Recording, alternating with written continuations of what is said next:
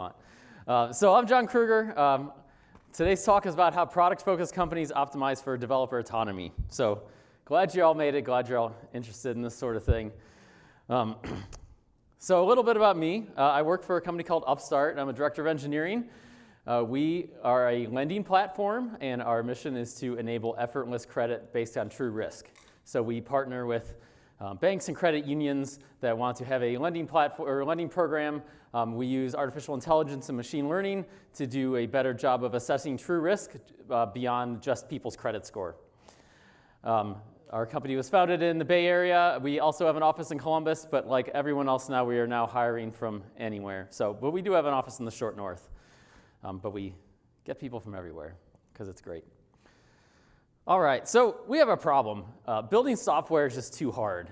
It's not because technology is not evolving. Like, we have better technical options than we've ever had before, and it gets better and better every year.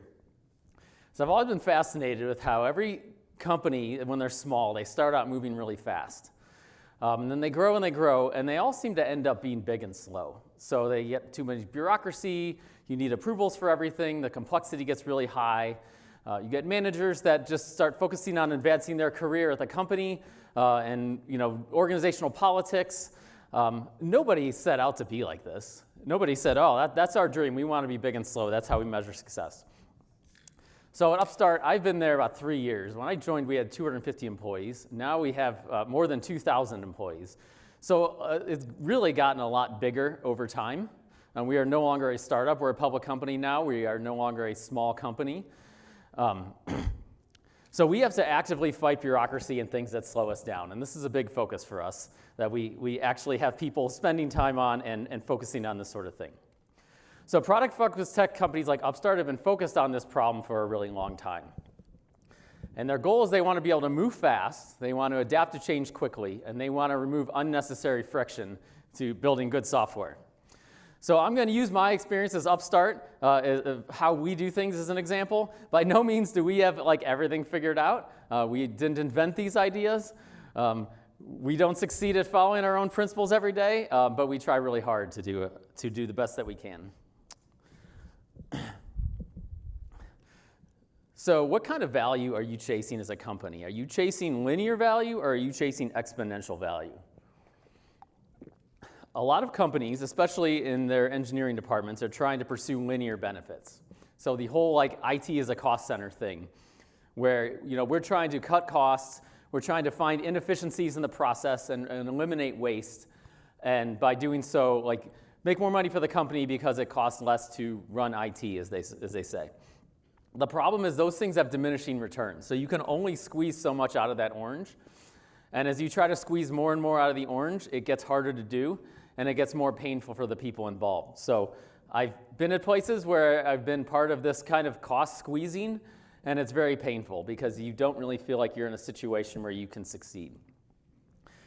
So I kind of feel like we're in the midst of this fourth industrial revolution brought about by the power of the internet and cloud computing, where there are certain exponential technologies where if you can harness them, you can get exponential benefits. You see this with Netflix, how they took out Blockbuster, how Uber took out the taxis, and how people are using machine learning for all kinds of things to disrupt traditional industries that aren't using these things. So if there's some way that you can get exponential benefits, you're going to want to optimize for different things. So what you want to optimize for in that case is how fast can we experiment and fail and learn so that we can find that exponential idea that takes off. So the famous example of this is Google and their 20% time, where they told engineers you can work on whatever you want with 20% of your time. So this doesn't mean that they only got 80% of stuff done. What they're saying is that we think one of you people in your 20% time is going to come up with some exponential thing that offsets all of that 20% time for everybody else, and in the end, we're going to win. So what this means when you're in this sort of situation, it's a losing battle if you're trying to just get that diminishing returns of cutting costs. You should be optimizing for reducing friction for your engineering team so that they can go and chase these exponential benefits. So what is a product-focused company? These can be very broad terms. So you have a product that creates value for a customer. A product can be many things. It could be a public website. Maybe you have a mobile app. You could be selling a physical product. You could be an internal application you build for internal users. You could provide some service to other businesses, or technical stuff. Maybe you own a microservice, or you build internal tooling, things like that. In some way, you're trying to create value. You define what that means for you. And you're doing it for some customer. It could be the public, it could be internal teams, it could be other businesses, it could be other engineers. But generally speaking, this is what we're talking about. So I say this to say that really anybody can work in this way or think in this way. It doesn't just have to be consumer-facing products. So product companies typically measure success by outcomes. And a common way of doing this is OKRs, which is objective and key results, which essentially just means we're going to have some objective. In other words, how we want to create value for the customer, and then some key results that we'll use to measure and know if we're succeeding. So for example, let's say we want to increase customer engagement on our platform, and the way we're going to measure that is by trying to increase monthly new user signups by 10% and get 100 million in orders in June. So typically the companies set company-level OKRs, but then individual departments and teams can also set their own, which obviously will in some way line up with the company OKRs, but it's applied to their situation because we're all dealing with something different. So in traditional companies, teams are frequently organized around projects or around system ownership. Success in those companies is often measured based on progress towards completion of a project. So what's interesting about OKRs is that we didn't make any distinction about how the team is going to achieve the goal. We just said that in this some time frame, usually like a year or 3 months, we want to meet these goals. Now it's up to the engineering team and the product team and whoever else is working on this to figure out how that's going to happen. Because we don't always know the how up front. Maybe you do. Maybe it's like, okay, we got to do this project and it's going to take 6 months. But sometimes it's like, well, we don't know how we're going to increase new user signups. We're going to try something and we're going to measure it and see if it works. And if it didn't work, we're going to go try something else. And if it did work, then we'll move on to the next problem. So what we're doing is we're funding these OKRs. We're not funding projects. So another example. So imagine like you run some service in your company. And some other team comes to you and says, oh yeah, we need you to add this feature to your service because we're doing this thing. Of course, there's like 4 other people also asking you for similar things, and you have to do this prioritization exercise and figure out which one do you do. In a product company, another way of doing that would say, hey, this other team comes to you and says, hey, we want to increase new user signups by 10%, and in order to do that, can you help us with that? They can give you an idea for their feature, but it's up to the product team to figure out, like, can we achieve this goal? Do we think we can achieve 10% increase in new user signups?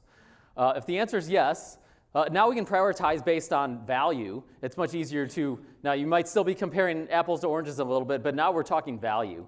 We're not talking about, and we're also not talking about solutions. So you as the team that implements it gets to decide how you implement it in a way that meets this goal of this other business unit. So it's very nuanced, but it's much easier to prioritize things because now we're talking about value. So we're going to talk about some characteristics of product-focused companies. Again, I'm going to use my experiences at Upstart and how we do things as an example, and we certainly don't have this all figured out. We are still on this path of getting better at this stuff as well. So first off, more autonomy for engineers. The expectations of developers at traditional companies is to complete assigned work, and at product companies, it's to solve problems that the business has. This is a huge difference that impacts the day-to-day life of any engineer.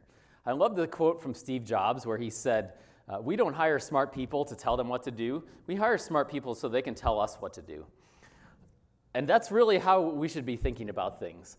So if you think about an engineer, they have a skill set, they're talented, they probably know their system better than anybody else at the company because they're face deep in the weeds every day. So they have a lot of ideas, and they also know how the business works really well as a result, or how the customers respond to things. These people have a lot of good ideas, I would think, but we don't often ask them what they think. Product managers, so you typically in a product-focused company, you have a product manager that is Essentially, you have a product team where the product manager that is trying to come up with a strategy to define and meet these OKRs.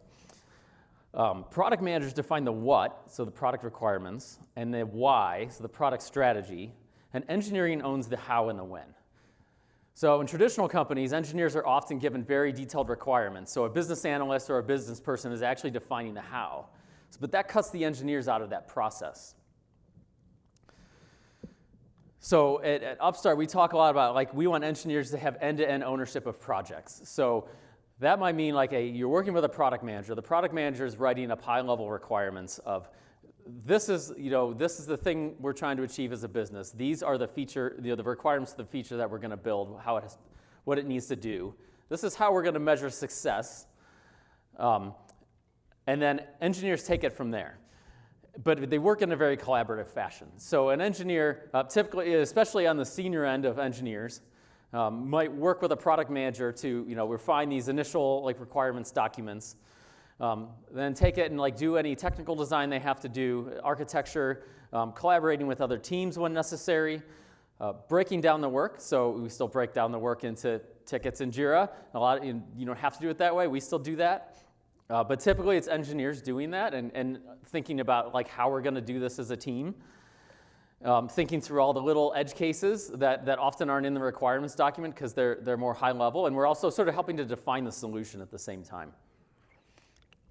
Then leading the team through estimating the tickets, then going with a group of engineers and implementing it and delivering it to production, and then monitoring it in production to make sure that it works. So now we're not just working tickets, we're thinking about the end-to-end delivery of a feature, which gives an engineer a lot more say over how it gets done.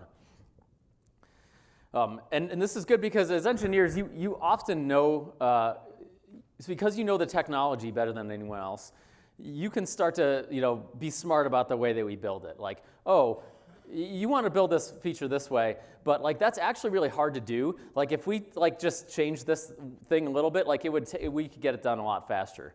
Or yeah, we really want to start using this framework instead of the way we've done it in the past. But I need to go talk to other teams to figure out if we should do that. The other thing is that we've had entire projects, and not just tech debt projects, that were conceived, led, and delivered completely by engineering people. For example, we have we are a lending platform. We're not a lender ourselves, so we partner with banks and credit unions that want to onboard onto our platform. That was a lot of work for us, and we had to automate that whole process, work with our business teams that deal with these implementations to make sure that we can do this quickly so that we can do it at scale, and that was completely led by engineering. We've also done a ton of work on our build pipelines and just the technical infrastructure of how we work, and that's all completely led by engineering, and most of it came about because somebody was face deep in the code enough to realize that there was a problem and knew what to do about it and had some space to do something about it. So this should change the way that you hire engineers, especially for senior engineers. Because the response to this I'll get from people is, well, what if engineers don't want to do this stuff? What if they just want to write code? So at Upstart, it's an expectation of a senior engineer that you are able to do more than just write code, that you are able to lead in various different ways, and there's lots of ways you can do it. So obviously, tailor to people's strengths. But we evaluate a lot more than just your technical skills. So are you good at collaboration? Are you good at communication? Do you have leadership skills? Can you lead a project? Can you work with other teams and talk through technical design and work out differences? Do you have a good idea of how to solve problems? Are you passionate about the mission of what we're building? And are you someone that likes to think of innovative ways to solve problems with technology? So you do have to change a little bit about the way you think. But I think generally speaking, people want autonomy. They want to have this kind of ability to make an impact. I think more than ever, people are very focused on mission of the company they work for and what the product is and how are they making an impact. That's really important to people. So if you can show them that, hey, you really have a big chance to make a big difference and you have a lot more control over how that happens, that's very compelling. All right, so I love this line that engineers are creative problem solvers, not ticket workers. So a creative problem solver is responsible for the end-to-end ownership of the solution, whereas a ticket worker is responsible for completing assigned work. So this goes back to what we just talked about in the last slide, and how if we're hiring smart engineers, we should empower them to do great things. As an organization gets bigger, you can't have a flat organization. You know, people talk about this flat organization structure like it's some kind of ideal. But in practicality, we know that doesn't work. But we don't want to create this organization. We want to create this organization where we're pushing the context down to the people at the lowest level so that they have the context to make the right decision. A lot of times, when companies don't do this, well, how are engineers supposed to know? So you typically see this because engineers will propose solutions, but because they only see like a sliver of the world, the solution they propose doesn't make any sense. Well, that's because they don't have the context that they need. And it's hard because like they're typically focused on this, like their system, which is a small sliver of the bigger picture, and they're not in the meetings with managers or product managers where these things are discussed, which is why we need to make sure we're pushing this context down so that people understand what's going on and they can start thinking in this way. Success in a product company is measured by value created, not by work completed. So again, we're using OKRs. It doesn't matter if you worked really hard and spent a lot of time to build the wrong thing and that didn't create any value. We kind of miss the point if that's what we're doing. So a lot of traditional companies seem to have this factory worker mindset where they're all about measuring the efficiency of teams or individuals. Measuring the efficiency of individuals is the worst. Comparing engineering teams, let's collect standardized metrics and standardize everything so we can compare teams to figure out which teams are the worst so we can go and focus on that. I don't really see that seems to be more counterproductive than anything. Because success it's not about output, it's about value created. So if you're just measuring output, you have no idea if you built the right thing. So this doesn't mean that we shouldn't track efficiency metrics like velocity and bug counts and other kinds of agile metrics. After all, product companies want to be efficient too. But that's more internally for the team to know, are we getting better or how can we improve? So I find a lot of agile shops are still trying to measure work completed, and that's sort of the focus of are we completing our projects? Are our teams getting faster? Again, these things are important as well, but they're not the primary goal. When that becomes a primary goal, then that becomes a problem. And product companies want everyone involved in problem solving. We just want to build the right thing, and if we get more people involved, then we should have a better chance of building the right thing. So next, creative problem solvers are not fungible resources. Fungible meaning I can swap things out. So I could take this water bottle, and if I don't want that one, okay, well I have this other water bottle that's essentially the same thing. So you might hear things at traditional companies like, in order to complete this project in 6 months, we need 15 Java developers. And then they go off and hire 15 Java contractors for 6 months. And then when that's done, they hand the system off to another team to maintain it. So I think it goes back to the sort of whole fallacy of waterfall. Waterfall's thinking was if we can detail the requirements out in such a level of detail that engineers don't have to really think about what they're doing, they just have to translate it into code, then we can hire cheaper people to do the work. Let's try to turn everything into standard work. Everybody use the same language and the same framework across all our systems. So then when we need someone over on this other project, we can easily move someone over here, and they'll know exactly what to do because it's the same framework and detailed requirements. Now, most companies have moved past that now, but I think most companies are somewhere in between of maybe getting a little too detailed on the requirements and not as much autonomous problem solving. So at Upstart, as we've gotten bigger, one of the changes we made is we align in what we call vertical teams. So a vertical team is a cross-functional group of people that is aligned with one mission. So maybe it's hey, we want to grow our auto product, for example. So that group of people has product people, it has engineering people, it has operations people, it has legal people and compliance people and business people and sales people and everybody. And that whole group sets this goal of what we're going to do. We want to we want to originate this many loans by some date. So let's say there's a bunch of these vertical teams. There's a possibility that something that one of these vertical teams is doing is lower value than another piece of work that another vertical team does not have time to do because they have too many other things. So there's a temptation to say, oh, we can't, like, let's take 3 people from this team and have them go work on this. We choose to not do that. So I think you can over-optimize for efficiency in that way. And again, we've made that mistake in the past and it doesn't work. So again, because engineers are not fungible, you have to come over here and learn this completely new area of the business into the code base that you really don't know what's going on. And that just doesn't work. But again, if you're setting things up around products and OKRs, we're deciding, okay, we have these vertical teams and they have these goals, and we are essentially funding these goals or these outcomes, and not like, it is less about how many people we have. Certainly, like you can say, allocate people in the long term based on what you think you'll need to achieve those goals. And lastly, creative problem solvers are working directly with product managers and business people to determine what to build. Ticket workers get detailed specifications from business analysts or product owners. At many traditional companies, business analysts exist to translate, or engineers exist to translate business requirements into code. That's their job. The solutions have already been decided by others: architects, managers, business analysts, product owners, business people. But there's not a lot of room for problem solving in that world. We have fewer roles at Upstart. So we don't have product owners, we don't have scrum masters, we don't have business analysts. We have product managers that define high-level requirements, and we have engineering people that implement it. And we have quality people that help on the quality side.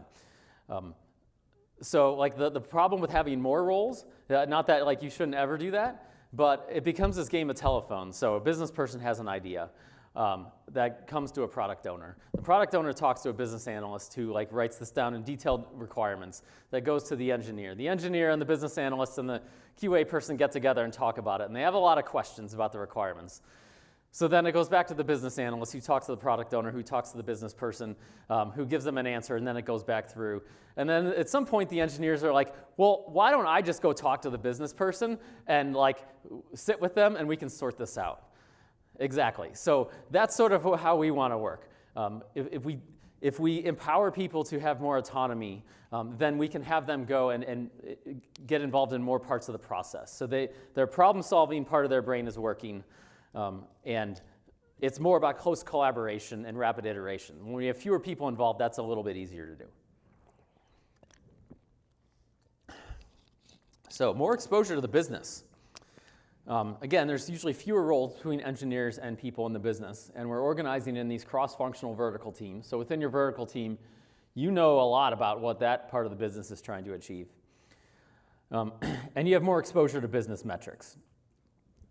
So at Upstart, we're a public company, so they're not as transparent as they used to be. But before we were a public company, we would have a monthly meeting where they talked about all the financial numbers. What was our revenue? What was our expenses? What were our key operating metrics? How much cash do we have? Hiring, all this kind of stuff. They were very transparent about it. And this is typical in product companies because they want to push that context down to the lowest level so that people can see like, oh, well, our approval rate went down.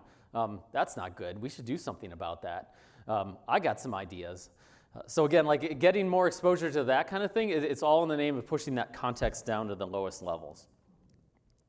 And with these vertical teams, what we're doing, we're trying to break down the barrier between engineering and the rest of the business by essentially eliminating the barrier. If we're all on the same team, and again, this is still it's always a challenge. But if we're all kind of on the same team and have the same goals, then we can work together differently. As engineering, it's not just our job to implement something, to automate. Let's say one of our projects, we're trying to automate away some manual work for this business team. Well, we can also go work with the business team and like learn how they do their job, and maybe we'll even find a solution that they're not even thinking of that we can implement. We're all on the same team, so we're empowered to do this sort of thing.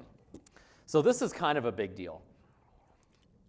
And I think another thing that really opened my eyes to this was at a past job where I was an engineer, and we had a lot of problems that we worked with this operations team, and there were just a lot of issues of like we weren't building the right thing.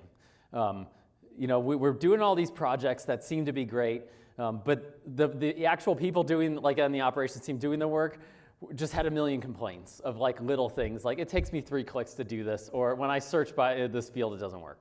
So I went and worked on the operations team for 2 months. I sat there, I did their job. I was always, I started to feel their pain. I started to think about, oh man, when is engineering going to fix this thing? Because I'm tired of doing this manually. And it was really eye-opening of like, man, if we could just like make this happen all the time and just really collaborate better, we could all be more efficient at getting our jobs done. All right, investing in a less frustrating developer experience. We all have tech debt that we deal with. Software development is hard, even with our tools getting better and faster. But product companies invest heavily in making their engineers more effective. So again, we're chasing exponential results, which means we need to be able to learn quickly, we need to be able to fail fast, we need to be able to iterate quickly.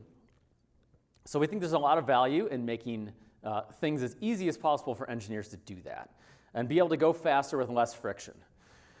So a lot of this is around the deployment process. So, how easy is it to deploy to a production or test environment? Tooling around CI/CD, monitoring, alerting, shared services, your cloud infrastructure, maybe building tools for engineers. This stuff is all really important. So at Upstart, about 30% of engineering is working on these kinds of tech platform things. They're not building product features. And their goal by doing that is that the 70% of people doing product features can go faster and have less friction in their environment.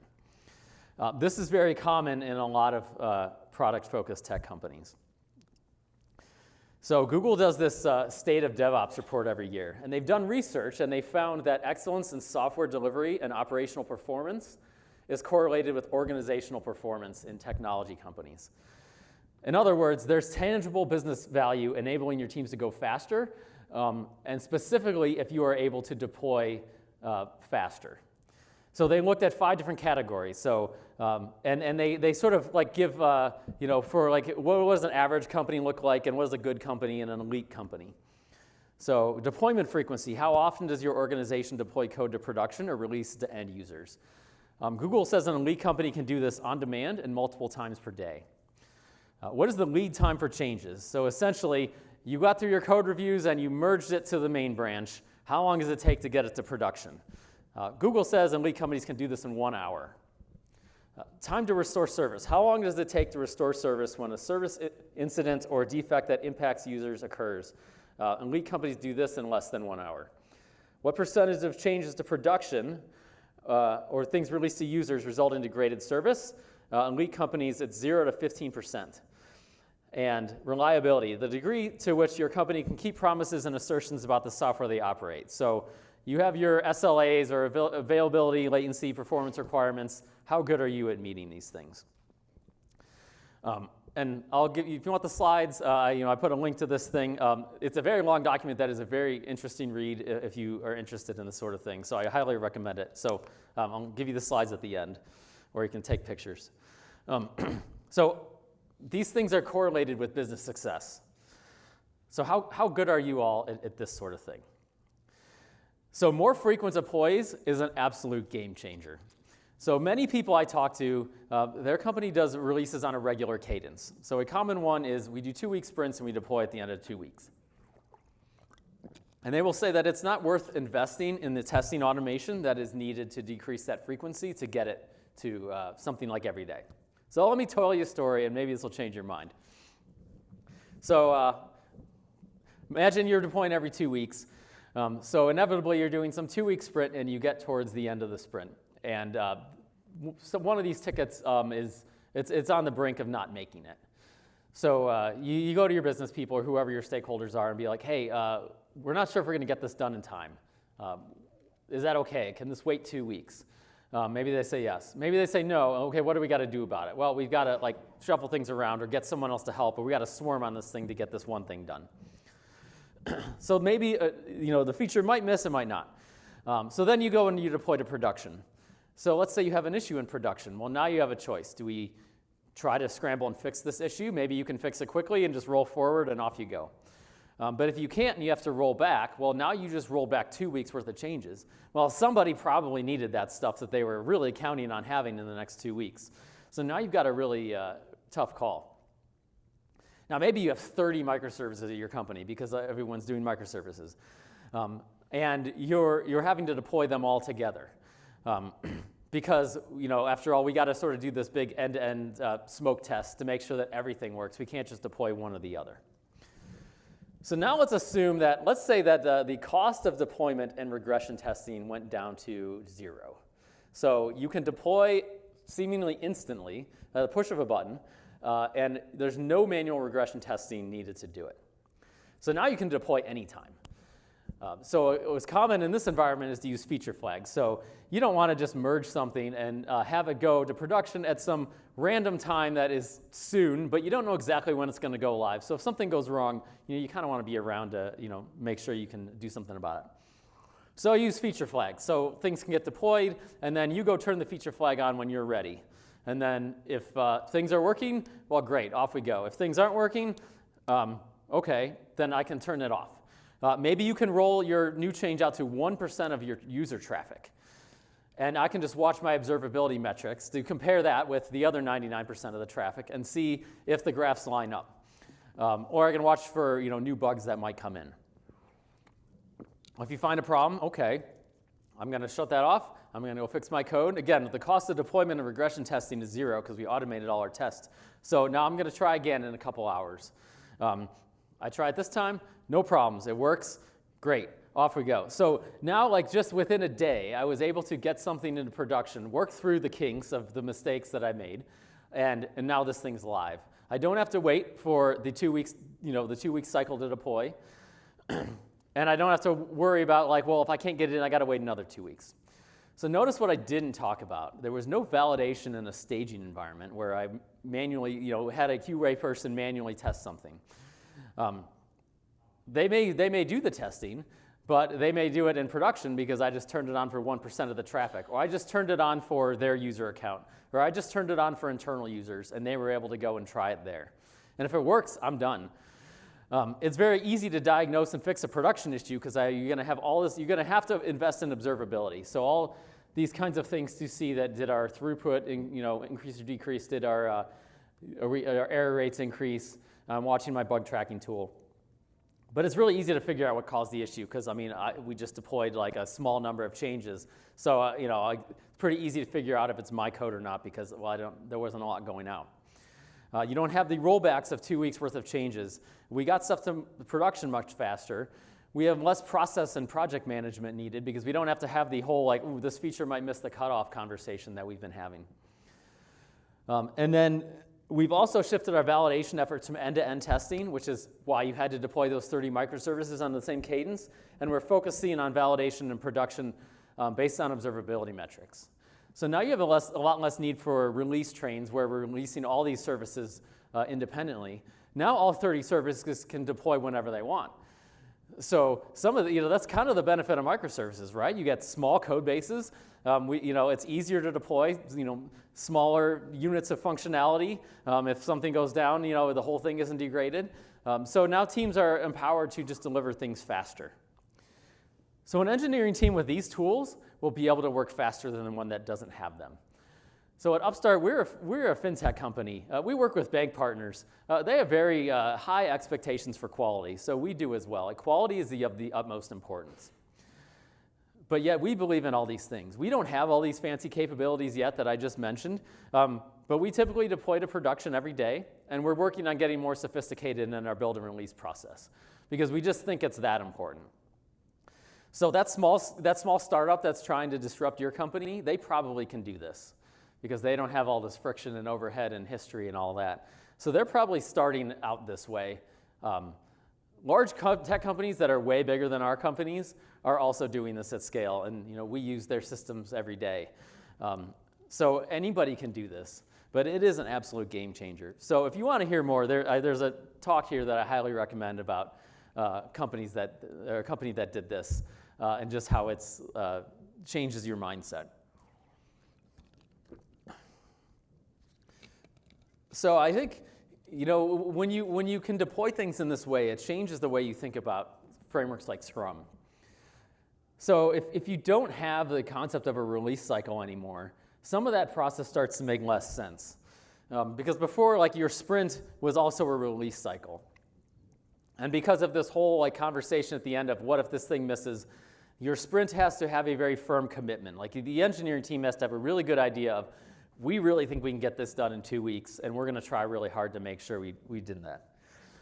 The problem is, like, we've changed the definition of done. So in a lot of these, if you aren't doing these fancy tests and production deployments, the definition of done usually means it's deployed to production.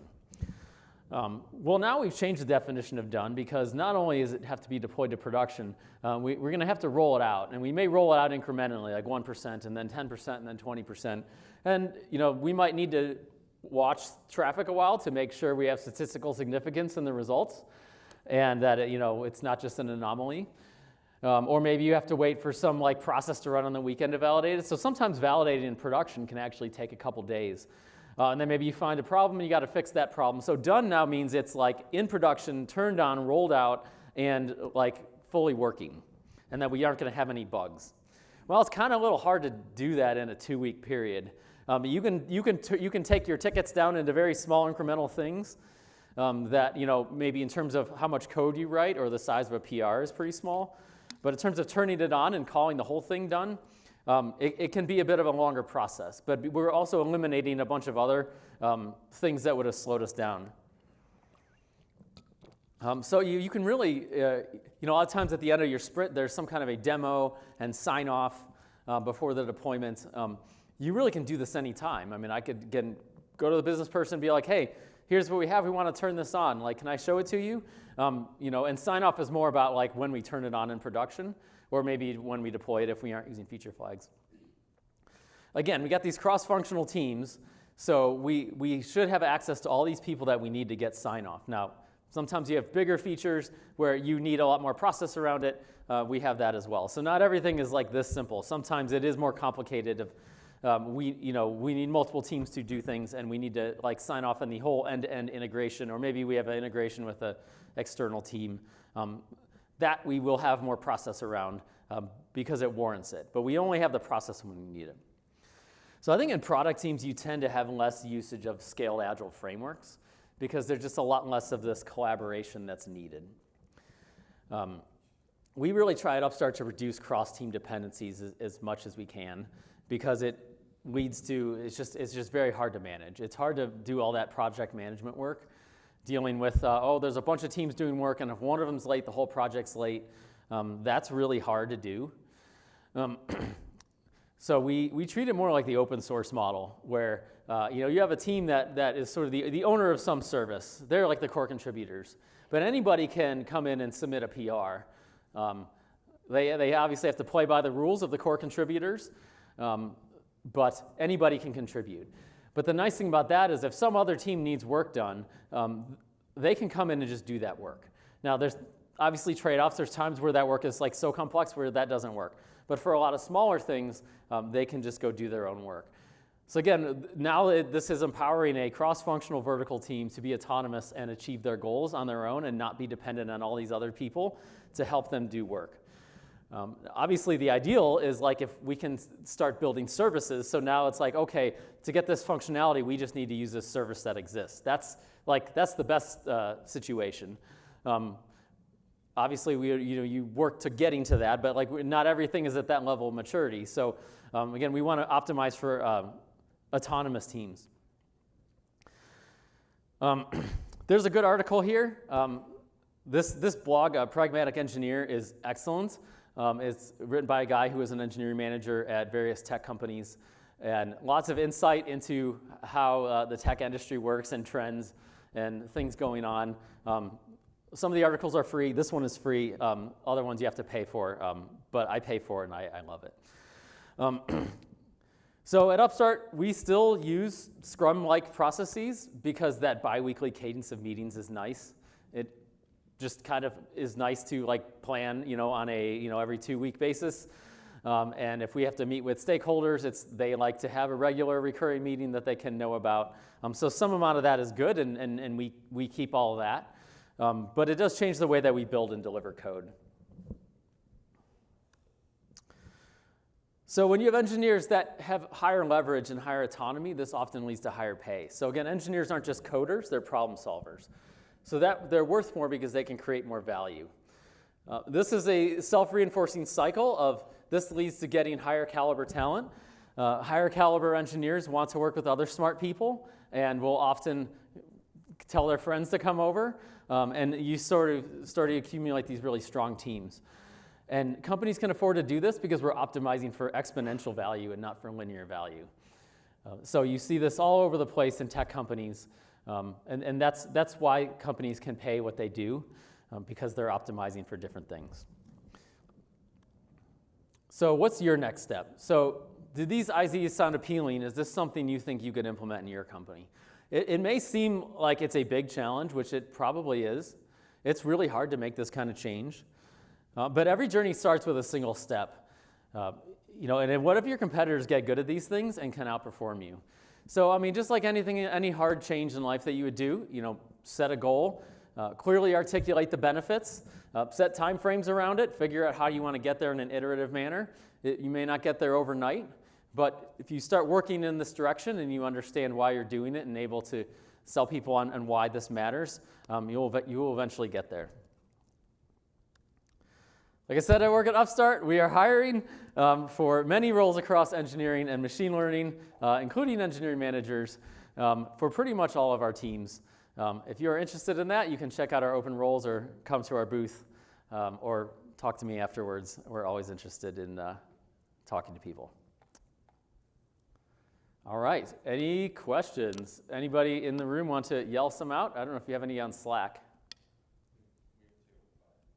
All right. We'll let the in-person people think while Brad walks. Any questions? Let's take a Slack question. Do you have any horizontal engineering teams that support the vertical teams? Do we have horizontal engineering teams that support the vertical teams? Yes, so I didn't talk about this. This is actually a really key component.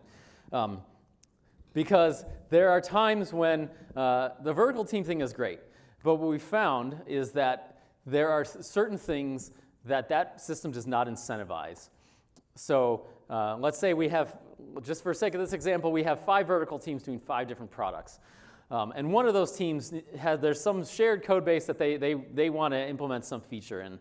Well, like I said, open source model, they're empowered to go do that. The problem is they're going to implement it in the way that makes sense for them, but not necessarily the way that makes sense for all the other new product teams or teams that may come in the future.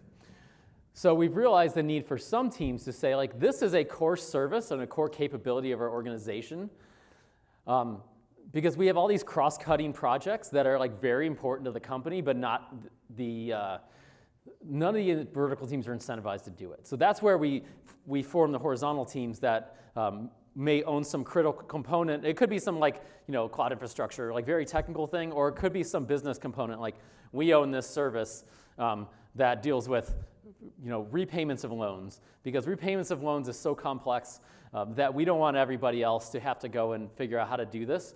We want to just build a service that works for all product types. It's scalable, it's maintainable, and then we'll form teams around that.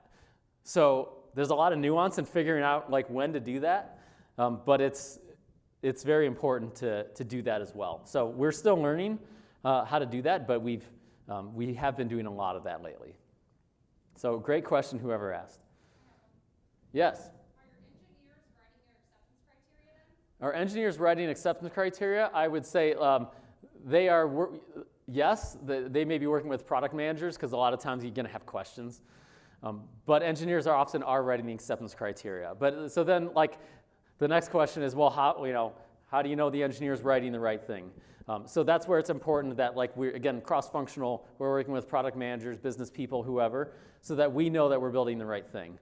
But if we didn't have that, if it was just a business analyst, the business analyst has the same problem. How do we know the business analyst is writing the right thing? Yeah? Are you only dealing with lending institutions within the U.S. or are you worldwide? Are we only dealing with lending institutions in the US or worldwide, we are only in the US. Okay. Yes. So you talked about pushing context down in the organization. Do you have any practical ways to actually do that, or how is Upstart actually doing that? Yeah, it's really hard. And as a director, I think about this a lot because sometimes I wonder like if I'm doing a good job of this or not. So I ask the engineers, like, you know, and I keep the pulse of like, I try to keep the pulse of like, do engineers like understand like the bigger context or what questions do they have? The best thing is that the company is very good at disseminating this information. So we have a weekly all hands meeting with the whole company. They talk about new things that are getting launched, new partners that we've signed, often demos of like some kind of thing, you know, longer term thing that somebody was working on, more from a like not like an engineering perspective, but like, you know, how our growth team like was able to approve, you know, increase conversions by 3% by just moving a button on a screen and things like that, and just being very positive and honest about our challenges. That's been the biggest factor, I think, that it comes from the top, and that they're both positive but also transparent. So I don't feel like they're blowing smoke and just saying a bunch of corporate jargon that like people don't believe. Like I really believe what they're saying. So that really helps get people excited because like, oh yeah, like we have this big opportunity, or oh like yeah, that's a real challenge we're gonna have. Like we should figure out what to do about it. So again, you may not have a lot of control over that part. Like me as an engineering leader, like I'm trying to always think about ways that like I can connect with people. And again, these vertical teams are very helpful because it's like we all get together and talk about the OKRs for our group. And you know, we're hearing about the business challenges. And when you sit in that meeting and you're like, oh man, that's a problem, we gotta fix that. Like then that's when the magic happens.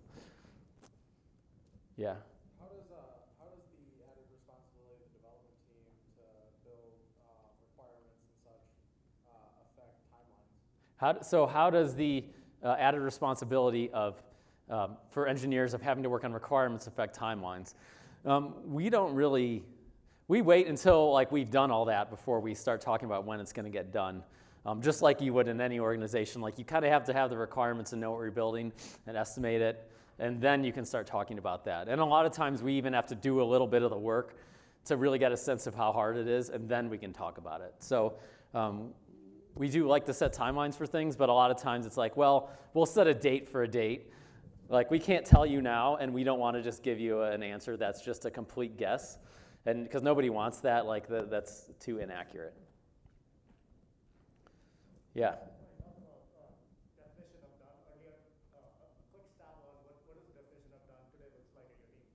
Yeah, what does definition of done look like? So it's something's deployed to production and I validated it in production, however I validate it. So maybe that's, you know, some things you can go and you know, test it and see if it worked. You know, your business people said it worked.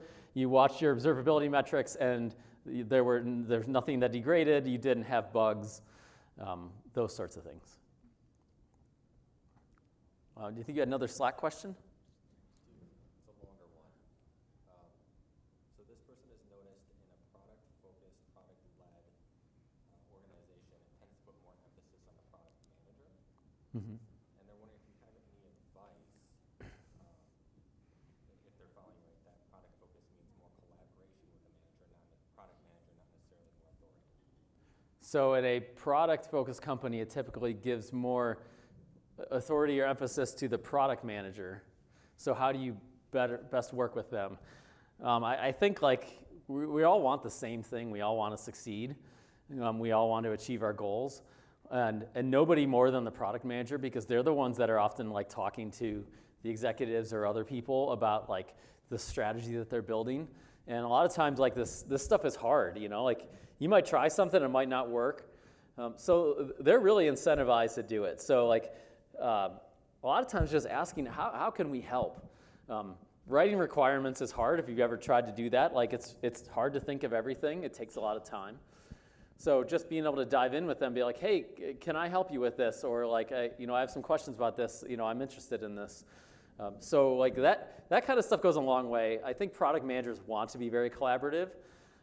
It's usually not like, oh, I'm over here and I'm sitting on my high and mighty throne and then I'm dictating everything to you. I hope that's not how it works. That hasn't been how it's been in my experience. Any other questions? Okay. How do you deal with a situation where the lack of solid requirements are what seems to be leading to a more frustrating developer experience? How do you deal with lack of requirements leading to a more frustrating developer experience? Well, product companies are not immune to this. We also have this problem. I think, again, product managers, or whoever it is writing requirements, they have a goal, and that is some business outcome is achieved by you building some software. So think about how can you help them, and how can you give them a next step? So let's say typical situation, they wrote requirements, they're missing a lot of details because they just don't understand the nuance of the system. So it's what you could say, well, hey, we can't work on this because we don't have enough details, and sort of just say no and put up a wall. That's usually not very productive. It's much better if you can say, hey, we can't really move forward on this because we're missing this detail. This group over here, you should go talk to them because they're the ones that can help define this. And here's these 3 things that we don't have this information and we need this. Or I can go with you and talk to them about it. It's really hard because again, they may be under time pressure. But again, with anything, if something's lacking requirements and that's going to lead to something being late, I'd rather know about that sooner. The other thing I found is that it's very hard to context switch between analysis requirements gathering mode and writing code mode. So if you can really get those requirements solid and you know what you're building, you feel good about it, now everybody can start sprinting. I compare it to if I go out running barefoot, I can run pretty fast, but as soon as I step on a rock a couple times, I realize that that hurts. So then I run much slower because I'm expecting to get tripped up by something. If you can get everything nailed down at the front, again, work with your product managers on this, then everybody can sprint and things go much smoother. But this is really hard. I don't think I'll ever completely figure this problem out.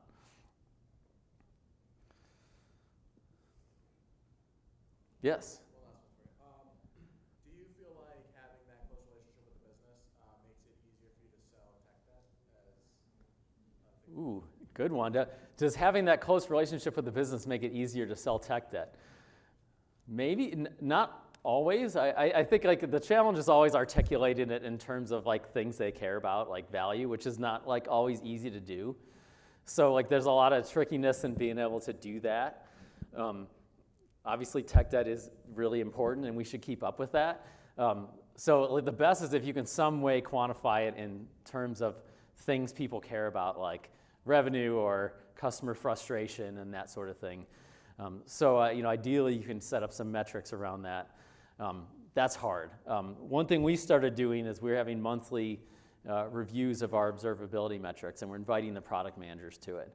So if we show graphs of error rates and error rates spiked here, well, product manager may have never heard about that because it's some random customer, public customer that can't come and complain to you. But I mean, if things get really bad, someone's going to come to the product manager and be like, why is this thing why are these users failing? So we're trying to help them understand these things and understand the value of them and get on the same page with us. And that's another problem that will always be hard.